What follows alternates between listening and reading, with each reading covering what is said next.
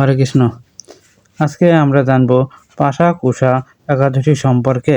এই সম্পর্কে ব্রহ্মবৈত পুরাণে বর্ণিত আছে। আশ্বিনী শুক্লপক্ষিয়া পাশাকুশা একাদশী মাহাত্ম্য ব্রহ্মবৈত পুরাণে বর্ণিত আছে। যুধিষ্ঠির বললেন, হে মধুসূদন, আশ্বিনের শুক্লপক্ষের একাদশীর নাম কি? তদুত্তরে শ্রীকৃষ্ণ বললেন, হে রাজন, আশ্বিনের শুক্লপক্ষিয়া একাদশী পাশাকুশা নামে প্রসিদ্ধ। কেউ কেউ একে পাপাকুশা বলে থাকেন। এই একাদশীতে অভীষ্ট ফল লাভের জন্য মুক্তিদাতা পদ্মনাভের পূজা করবে। শ্রীহরির নাম সংকীর্তন দ্বারা পৃথিবীর সর্বতীর্থের ফল লাভ করা যায়। বদ্ধ জীব মোহবশত বহু পাপ কর্ম করু ভগবান শ্রীহরির শরণাপন্ন হয়ে প্রণাম নিবেদন করলে নরক যন্ত্রণা থেকে রক্ষা পায়। এই একাদশীর মহিমা শোনার ফলে নিদারুণ যমদণ্ড থেকেও মুক্তি লাভ হয়। সেই হরিবাসরে ব্রতের মতো ত্রিভুবনে পবিত্রকারী আর কোনো ব্রত নেই।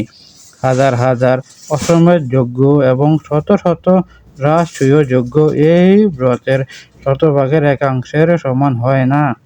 এই ব্রত পালনে স্বর্গবাস হয়, মুক্তি, দীর্ঘায়ু, আরোগ্য, সুপত্নী, বন্ধু প্রভৃতি অনায়াসে লাভ করা যায়।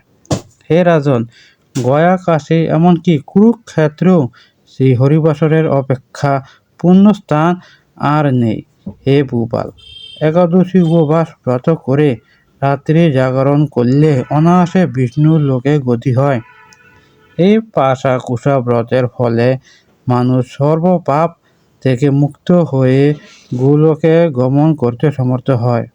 এই পবিত্র দিনে যিনি স্বর্ণ, তিল, গাভী, অন্ন, বস্ত্র, জল, ছত্র, পাদুকা দান করেন তাকে আর যমালয়ে যেতে হয় না। যারা এ সকল পুণ্য কার্য করে না তাদের জীবন কামারশালার খাবারের মতো বিফল।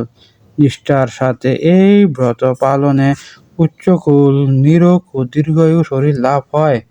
অত্যন্ত পাপাচারীরাও যদি এই পুণ্য ব্রতের অনুষ্ঠান করে তবে সেও রৌরব নামক নরক যন্ত্রণা থেকে মুক্ত হয়ে বৈকুণ্ঠ ধামে লাভ হয়।